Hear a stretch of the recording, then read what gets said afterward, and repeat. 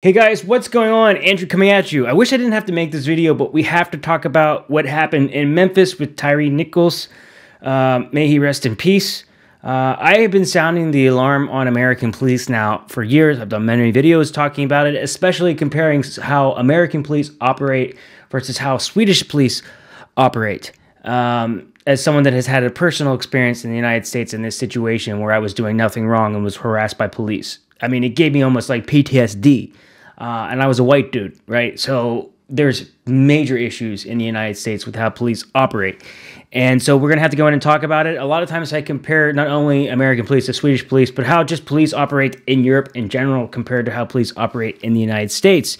And first and foremost, I want to start out by saying, can we please stop calling cops heroes nonstop? I'm sick of it. I'm sorry. It is a profession. You are doing your job. There's like 17 more jobs, like more dangerous than being a police officer. We don't call those people heroes. So I'm tired of blindly calling anybody a hero. A hero is someone that does something significant to me, and it doesn't matter what profession they are. So I hope we just blindly stop calling people heroes just based on a profession.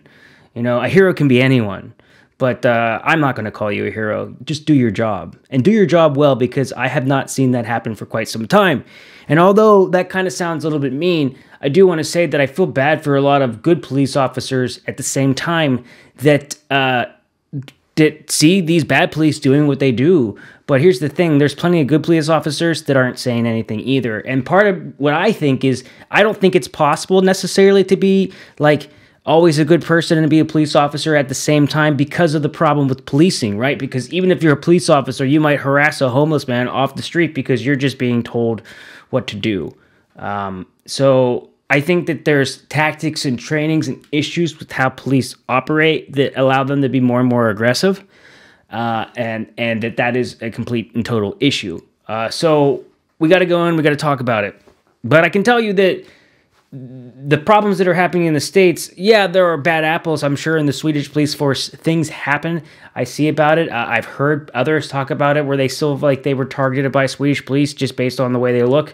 So I don't want to take away from any of that. I'm talking more about people in general that are just getting like killed by American police.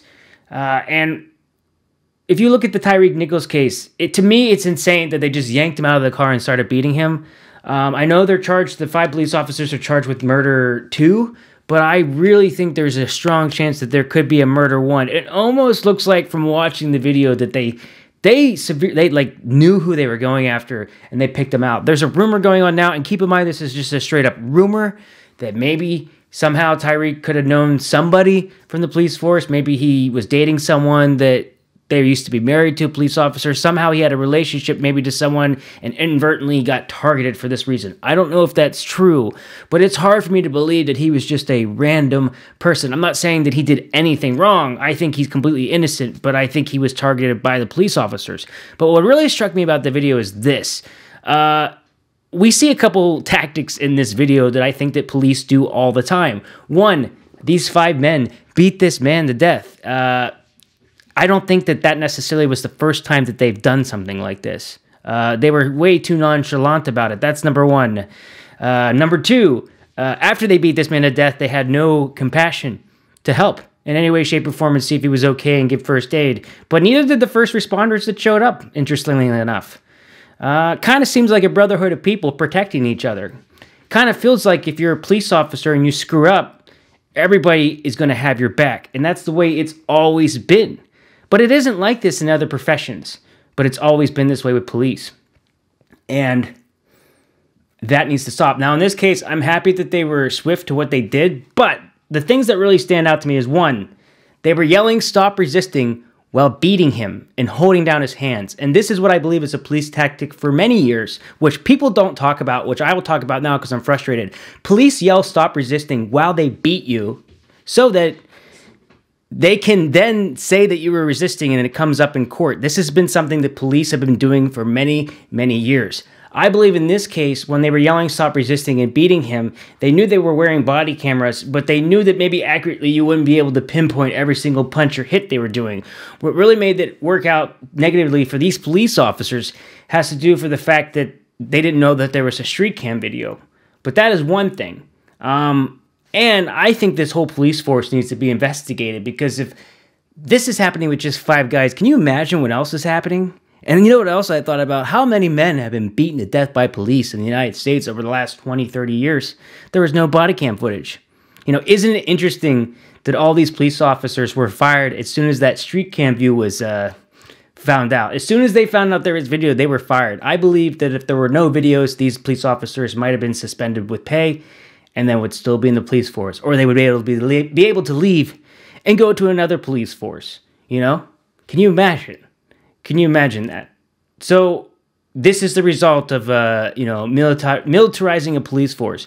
When you don't have good protection in place, when it is too easy to become a cop, when a lot of the wrong people become cops, when there is a massive problem with domestic abuse with policing in the United States. What they did a study in the 1980s and found almost up to 40% of American police beat their wives, or at some level had some forms of domestic abuse against their children, their wives, or people in their family. And yet they haven't done a study on police since.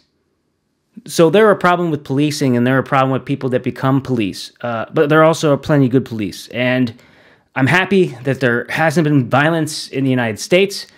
I'm happy that people are protesting peacefully. But I do find it very, very interesting that this is the first time we've really seen police arrested so quickly, them moving so quickly, and also noticing that all the police officers are African American, and isn't it very interesting how quickly the justice system moves swiftly when the police are not white. It's something else I notice just being an American looking at this. But it's a horrible thing that happened. And I guess this feels a little bit like a rant, but what I want to get off my chest is I think that it's too easy to become a cop. I think the profession has become a joke in some cases, that you can become a cop after 3 to 6 months. I think it's ridiculous that these cops were out of breath after running for like 30 seconds. If you watch the video, they run for 30 seconds. I'm like, what standards does you need to be a cop that you're out of breath after 30 seconds of running, dude? Like, really? So just the whole, I know they're wearing some gear and stuff, but I just found it to be ridiculous. They did not look like they had any business being police officers. But this aggressive behavior and macho manness and, I'm going to protect each other has been happening for years. And so forgive me if I don't have such nice things to say about American police. But with all that said, I hope that this brings some change. I hope people will see that policing is a problem in America and understand why people my age, younger, and others do not view police the way maybe people do that are older than I do, because we've seen this problem. This is what happens when you give military weapons to police. You treat them like the military. You talk about your own citizens like they are the enemy. This is the result. These police did this because they didn't think there would be any repercussions. That's what strikes me so much about this video. So, this would never happen in Sweden, I guarantee you that, because I think most of these knuckleheads would have been weeded out. And I don't believe that 5 officers in Sweden would do this. I think that the people would turn them in. I would hope they wouldn't protect this type of behavior. And I hope they would weed this person out. That's the difference really between Europe and the United States, is that this type of thing is not common.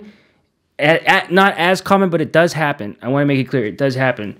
But that they don't want people that are aggressive. They want cops to actually de-escalate situations, where American cops love to escalate always because it's a power trip. Can you imagine if you hurt a cop's feelings, like they can basically throw you to the ground and do whatever they want. Now, I'm not saying any cop would do that, but some cops over the years do that just because they get their feelings hurt.